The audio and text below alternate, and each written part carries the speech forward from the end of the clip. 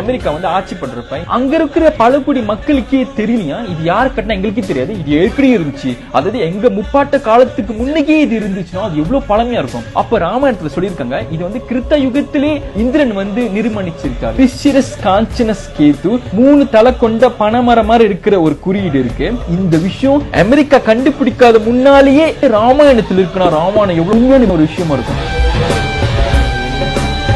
ராமாயணத்துல வந்து கிஷ்கிண்டா காண்டம்னு கட்டத்துல ராமர் முதல்ல வந்து ஹனுமாரை பாக்குறாரு. ஹனுமாரை பார்த்துதான் அப்பதான் வந்து சுக்ரீவனோட நட்பு ஏற்படுது. சுக்ரீவன் கிட்ட தான் அவ்வளவு பெரிய வானர படம் இருக்கு. சோ வானர படம் வச்சுதான் இப்ப சீதாமா வந்து கண்டுபிடிக்கணும். பிகாஸ் சீதாமா கடத்தின ராவணன் தெரியும். ராவணன் வந்து தட்டுல தானே இருக்காரு, அதாவது லங்கா அந்த தீபத்துல தான் இருக்காரு. பட் இருந்தாலும் ராவணன் ஆட்சி பண்ண இடம் எல்லாமே இந்தியாவை கடந்து பறந்து விரிஞ்சு இருக்கிற ஒரு விஷயம். ராவணன் சீதாமா எங்க ஒளிச்சிருப்பாங்கன்னு நம்மளுக்கு சொல்ல முடியாது. அதனாலதான் சுக்ரீவன் சொல்றாரு நீ வந்து 4வது பக்கமும் தேடணும். அதாவது லங்கா மட்டும் இல்ல, பாரத வருஷம் இந்தியால இருந்து கிழக்கு முகத்திலேருந்து இங்க போய் எல்லாம் தேடணும். டீம் அனுப்புறாரு. அதே மாதிரி நார்த்துக்கும் அனுப்புறாரு, தெற்கும் அனுப்புறாரு, மேற்கும் அனுப்புறாரு, வெஸ்ட் சைடும் அனுப்புறாரு. அந்த டிஸ்கிரிப்ஷன்ல வருது. அதாவது நீ மேல பாரத தேசத்துல இருந்து வடக்குல நீ போய் கடைசியில வந்து ஆர்டிக் வரைக்கும் வரும். அங்க வந்து பனிக்கட்டிகளோட இருக்கிற பிரதேசம் இருக்கும்.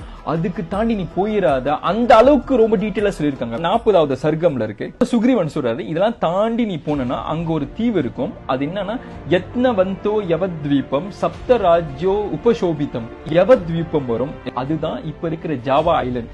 ஜாவா ஐலண்டோட ஒரிஜினல் நேம் வந்து சன்ஸ்கிரிட்ல இருக்கிற யவத்வீபம். இது வந்து ராமாயணத்திலே இருக்கு. இது வந்து சப்தராஜ்யம் சொல்றாங்க. அதாவது அங்க இருக்கிற 7 கிங்டம்ஸ் இருக்கு. சோ அப்ப சொல்றாரு நீ போய் இந்த இடத்துல போய் பாரு, சீதாமா இருக்காங்களா, ராவணன் அங்க இருக்காங்களா, இவர் அங்க அடைச்சு வச்சிருக்கா, நீ போய் பாரு. இதுவும் இல்லன்னா நீ தாண்டி போ, அங்க பிளக்ஷ தீபம்னு ஒரு இடம் இருக்கும். அதுக்கப்புறம் ஷல்மாலி ஐலண்ட்னு ஒரு ஐலண்ட் இருக்கும். அங்க இருக்கிற முக்காவாசி அந்த இடத்துல நீங்க பாத்தீங்கன்னா சமஸ்கிருதத்தோட பேரு சம்பந்தப்பட்டதா தான் இருக்கும். இது அத்தனையும் ராமாயணத்துல நம்ம பாகவதத்துல இருக்கிற குறிப்புகள் இருக்கு. அங்கேயும் இல்லன்னா நீங்க தாண்டி போய் அங்க ஒரு பெரிய ஒரு மகா சமுத்திரம் வரும். அது அப்படிப்பட்ட கடல் கொந்தளிக்கும். அவ்வளவு ஒரு ஃபெரோஷியஸா இருக்கிற கடல் மாதிரி இருக்கும். இந்த கடல்லாம் தாண்டி நீங்க போனீங்களா, அதாவது இங்க சொல்றதுன்னா பசிபிக் ஓஷன் சொல்றாங்க. அந்த சமுத்திரத்துல அவ்வளவு பெரிய ஒரு லேண்ட் மேஸ் இருக்கும். அங்க வந்து ரிஷபோ நாம பர்வதா அவ்வளவு பெரிய ஒரு மவுண்டன் இருக்கும்.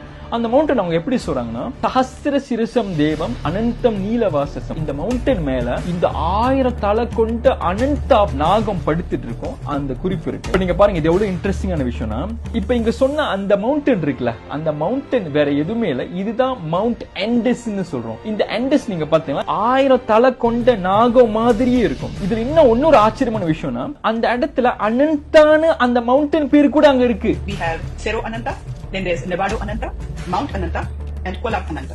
அது மட்டும் இல்ல, அங்க இருக்கிற ஏரியா கெரவேலி வேலின்னு சொல்லிட்டு இருக்கு. இந்த இடத்துல வந்து நிறைய நாகங்கள் சம்பந்தப்பட்ட ராக் காவிங் வந்து பாத்துருக்காங்க. இதுல என்ன ஒரு ஆச்சரியம்னா அங்க இருக்கிற இந்த நாகங்களோட இந்த ராக் காவிங்ஸ் இருக்குல்ல, நிறைய தலைகள் கொண்ட நாகங்களா காமிச்சிருக்காங்க. அதாவது நம்ம இந்து புராணத்துல சொல்லப்பட்ட இந்த விஷயம்லாம் இருக்குல்ல, அதே மாதிரி அங்க கண்டுபிடிச்சிருக்காங்க. இது சம்பந்தப்பட்ட நிறைய ஆராய்ச்சி பண்ண மார்டின் வேன் ஹோக் என்ன சொல்லியிருக்காருன்னா, இங்க கிடைக்கிற இந்த நாகங்களோட இந்த ராக் காவிங்ஸ் அத பெட்ரோகிலிஃப் சொல்லுவாங்க. இதுக்கும் நம்ம இந்தியால இருக்கிற புராணத்துல வர இந்த அனந்தா இந்த ஸ்னேக்குக்கும் நிறைய சம்பந்தம் இருக்குன்னு சொல்றாரு. இங்க இருக்கிற நிறைய புதிருக்கு வேட நம்ம இந்து புராணத்துல இருக்கிற அனந்தான்னு சொல்றாரு. இப்ப யோசிச்சு பாருங்க, எப்படி அந்த உள்ள பீப்புளுக்கு வந்து அனந்தா சம்ஸ்கிருத பேர் அவங்களுக்கு வந்து தெரிய சான்சஸ் இருக்கு. ராமாயணம் சொல்லப்பட்ட இந்த காவியம் எப்போ உள்ளது, எவ்வளவு பழசான விஷயம். அப்பனா அந்த மக்களுக்கே தெரியல, அந்த இயற்கையாவே அந்த மவுண்டன் வந்து அவங்கள அனந்தான்னு கூப்பிட்டு இருக்காங்கன்னா அது எவ்வளவு பெரிய ஒரு வியப்பான விஷயமா இருக்கும். சோ இது நீங்க பாத்தீங்களா, இந்த இருக்கிற இந்த பிரதேசமும் நம்ம பாரத வருஷத்துல இருக்கிற புராணத்துக்கும் நிறைய சம்பந்தம் இருக்குன்னு சொன்னா உங்களுக்கு ஆச்சரியப்படும். இது ஒரு காலகட்டத்துல பாகவத புராணத்துல இருக்கு.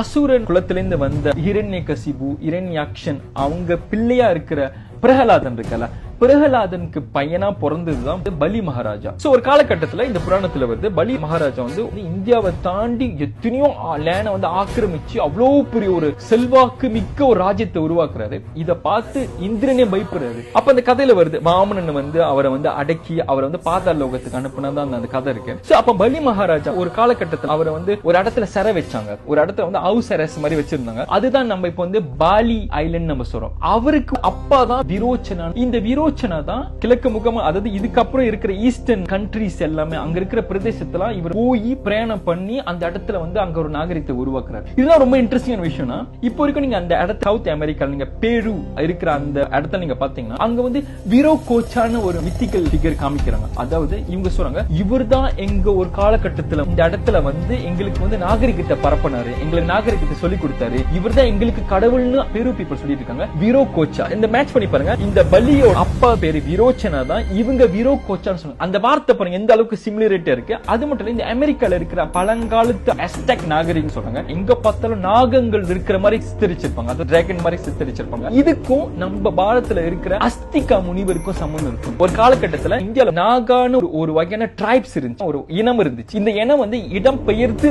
இன்னொரு தேசத்துக்கு போனாங்க. அஸ்திகா முனிவர் தான் அவங்கள வந்து கூட்டு போன சொன்னாங்க. இவர் எஸ்டாப்ளிஷ் பண்ண இடம் நாகரிகம் தான் அஸ்டெக் சிவிலைசேஷன் சொல்லுவாங்க. இப்போ பார்த்தீங்கன்னா இந்த அஸ்டெக் சிவிலைசேஷன்ல வந்து நாகங்கள், டிராகன்ஸ் அந்த ஆராய்ச்சி பண்ணி பார்த்தா இந்த புராணத்துல இருக்கிற இந்த வார்த்தைகளும் அங்க இருக்கிற சிவிலைசேஷனுக்கும் அவ்வளவு அளவுக்கு சம்பந்தம் இருக்கும். சோ இப்பதான் ரொம்ப ஷாக்கிங்கான விஷயம் நான் சொல்ல போறேன். சுக்ரீவன் சொல்லிட்டு இருக்கல, இந்த இடத்துல வந்து ரிஷப் மவுண்டன் இருக்கு. அந்த மலையில இருக்கிற அந்த மேல் பகுதியில வந்து ஒரு வகையான குறி இருக்கும். அந்த குறி எப்படி இருக்கும்னா திரிஷிரஸ் காஞ்சனஸ் கேது, அதாவது 3 தலை கொண்ட இந்த பனைமரம் மாதிரி ஒரு குறி இருக்கும். தாலஸ்தஸ்ய மகாத்மனஹ, மகாத்மனா இது வந்து அங்க இருக்கிற அனந்த தேவரோட குறியீடு. தாபித பர்வதஸ்யாகரே, இந்த குறியீடு வந்து இந்த மலைக்கு மேல இருக்கு. விராஜதி சவேதிகா, அது கீழே வந்து இந்த யக்ஞ குண்டம் மாதிரி ஒரு குறி இருக்கும். நீ பாக்குறப்ப தெரிஞ்சுக்கும் இது வந்து அனந்த தேவரோட முத்திரை மாக்கு. இந்த தசை வந்தோன்னு நீ போய் சுத்தி தேடிப்பாரு, நம்மளோட வைதேகி அம்மாவும் ராவணன் அங்க இருக்காங்களா போய் தேடிப்பாருன்னு சுக்ரீவன் சொல்றாரு. இப்ப நான் வந்து இத சொன்ன அத்தனை விஷயமும் நான் கூகுள் இடத்துல உங்களை ஜேர்னியா கூட்டு போறேன். இந்தியால இருந்து நீங்க ஈஸ்ட் வகையா நீங்க போனீங்களா, நீங்க இருக்கிற அந்த யவதீப் சொன்ன மாதிரி இந்தோனேஷியால இருக்கிற ஜாவா ஐலாண்ட் வருது, அதை தாண்டி ஒரு ஐலாண்டா அவங்க சொல்லிட்டே வராங்க. அதுக்கு அப்புறம் கடந்து இது கிராஸ் பண்ணி போனீங்களா அவ்வளவு பெரிய ஒரு சமுத்திரம் இருக்கு. இந்த சமுத்திரத்துல நிறைய ஐலாண்ட் சொல்லிட்டே வராங்க. இது தாண்டி சமுத்திரத்து நடுவுல இடம் இருக்கு. அந்த நிலத்துல வந்து ரிஷப மவுண்டன் இருக்கு. இந்த ரிஷப மவுண்டன் நீங்க பாத்தீங்களா 1000 தலை கொண்ட அனந்த மலை பகுதியில உச்சில வந்து ஒரு குறியீடு இருக்கு. அந்த குறியீடு என்ன சொல்லி இருக்காங்கன்னா திரிஷிரஸ் காஞ்சனஸ் கேது, 3 தலை கொண்ட பனைமரம் மாதிரி இருக்கிற ஒரு குறியீடு இருக்கு. தாலஸ்தஸ்ய மகாத்மனஹ, இது வந்து அங்க இருக்க அனந்தாவோட குறியீடு. முன்னொரு காலத்துல இந்திரன், இதுதான் ஈஸ்டோட பவுண்டரின்னு ஒரு விஷயம் இருக்கல. இப்ப கூட நம்ம டைம் எப்படி நம்ம கால்குலேட் பண்றோம், கிரீன்விச் மெரிடியன் சொல்றல, ஒரு வகையான ஒரு கோடு இருக்குல்ல, இந்த பவுண்டரி மார்க் பண்ணுமா இல்லையா, அப்பதான் வந்து எல்லாத்துக்கும் அந்த டைரக்ஷன் அந்த கரெக்டா இது பண்ணும். அப்ப வந்து இந்திரன் என்ன செய்யறாரு, பூர்வயாம் திசி நிர்மாணம், அதாவது இங்க வந்து ஈஸ்ட் டைரக்ஷன் மார்க் பண்றதுக்காக நான் முத்திரைய இந்த ஒரு சிம்பிளை நாங்க பதிச்சேன். இது வந்து அனந்தாவோட முத்திரை. இது என்ன ஒரு ஆச்சரியம்னா, இந்த மாதிரி ஒரு குறிப்பு இந்த காலத்து வரைக்கும் நிறைய பேருக்கு தெரியுமான்னு தெரியல. இன்டர்நெட்ல பாத்தீங்கன்னா இதுக்கு பேர் வந்து கேண்டலாப்ரா ஆஃப் எண்டஸ்னு சொல்லுவாங்க. இந்த மார்க் ஸ்பானிஷ் இன்வேடர்ஸ் வந்து அமெரிக்கா வந்து ஆட்சி பண்றப்ப அவங்களே அந்த ஊர் மக்களை கேட்டாங்களாம். அதாவது அங்க இருக்கிற பழங்குடியை கேட்கிறப்ப இது இந்த மார்க் வந்து யாரு, என்ன அர்த்தம், யார் இது உருவாக்குனான்னு கேட்கிறப்ப அங்க இருக்கிற பழங்குடி மக்களுக்கே தெரியலையா, இது யாரு கட்டினா எங்களுக்கே தெரியாது, இது ஏற்கனவே இருந்துச்சு, அதாவது எங்க முப்பாட்ட காலத்துக்கு முன்னே இது இருந்துச்சுன்னா அது எவ்வளவு பழமையா இருக்கும். அப்ப ராமாயணத்துல சொல்லியிருக்காங்க இது வந்து கிருத்த யுகத்திலே இந்திரன் வந்து நிர்மாணிச்சிருக்காரு. சத்தியுகம் எவ்வளவு பழமையான வருஷம் தெரியுதுன்னா, இப்ப வரைக்கும் ஆர்கியோலஜிக்கலா பார்த்தா அது வயசு அவ்வளவு பழமையா இருந்திருக்கு. இந்த விஷயம் அமெரிக்கா கண்டுபிடிக்காத முன்னாலேயே ராமாயணத்தில் இருக்குன்னா ராமாயணம் எவ்வளவு உண்மையான ஒரு விஷயமா இருக்கும். இப்ப எப்படி உலகத்துக்கு அமெரிக்கான ஒரு கண்டம் எப்படி இருக்குன்னு தெரிஞ்சுன்னா, கிறிஸ்டோபர் கொலம்பஸ் வந்து 1492 வருஷம் தான் இவர் கண்டுபிடிச்சிருக்காரு. இந்த மாதிரி ஒரு கண்டம் உலகத்துல இருக்குன்னு கண்டுபிடிச்சாரு. அது வரைக்கும் சில பேருக்கு தெரிஞ்சாலும் பொதுவா உலகத்து மக்களுக்காக தெரியாது. அப்ப 15 நூற்றாண்டு கண்டுபிடிக்கப்பட்ட ஒரு அமெரிக்கால யாருக்கும் இப்ப கூகுள் பார்த்தாதான் நம்மளுக்கே தெரியுது. அப்ப இந்தியால இருக்கிற ராமாயணத்துக்கு எப்படி தெரியும், ராமாயணத்துல இது குறியீடு இருக்குன்னா அப்ப ராமாயணம் எவ்வளவு ஒரு உண்மையான விஷயமா இருக்கும். எத்தனை வருஷம் நம்மள மக்களை ஏமாத்தினீங்க நீங்களாம் வந்து ராமாயண கட்டுக்கதை. இதை வந்து தமிழ்நாடு அரசியல்வாதிகள் எத்தனை பேர் ராமாயண கட்டுக்கதை சொன்னாங்களா. Just because you cannot understand what happened to those era, you cannot simply dismiss. வெள்ளக்காரங்களே ஊர்ஜிதப்படுத்துறாங்க. இதெல்லாம் சாத்தியம் இருந்திருக்கு ஒரு காலகட்டத்தில், நம்மளோட அட்வான்ஸான சிவிலைசேஷன் இருந்திருக்குன்னு எத்தனை பேர் சொல்லுங்க. கார்ல் சைகன் கூட சொல்லியிருக்காரு, அதாவது இந்தியா ஒரு நாகரிகம் அவ்வளவு ஒரு தலை சிறந்த நாகரிகமா இருந்திருக்கு, இதெல்லாம் ஒரு காலத்துல சாத்தியம் இருந்திருக்கு. உலகம் போற்றக்கூடிய ஒரு காவியம் ராமாயணம். இந்த அருமை தெரியாம நம்ம தமிழங்கள்லாம் இழந்துட்டு இருக்கோம். நம்ம அடையாளத்தை அழிக்க வந்த இந்த பாலிட்டிஷியனும் சரி, அரசியல்வாதிகளும் சரி, இந்த வச்சு ஆதாயத்தை பாக்குறவங்க, பிரிவினை பாக்குறோம் சரி, மத்த சமயத்தை கன்வெர்ட் பண்ணவங்களும் நம்மள்ட்ட இதெல்லாம் தெரியக்கூடாது பிரிச்சு வச்சு நம்ம ஒரு சாதாரணமா எந்த ஹெரிட்டேஜ் இல்லாத ஒரு கம்யூனிட்டியா இப்ப வாழ்ந்துட்டு இருக்கோம். இவ்வளவு பெரிய கம்யூனிட்டி உலகத்துல முதல்ல அட்லஸ் சொல்லி கொடுத்ததே நம்ம தான். இவ்வளவு பெரிய குறிப்பு காமிச்சது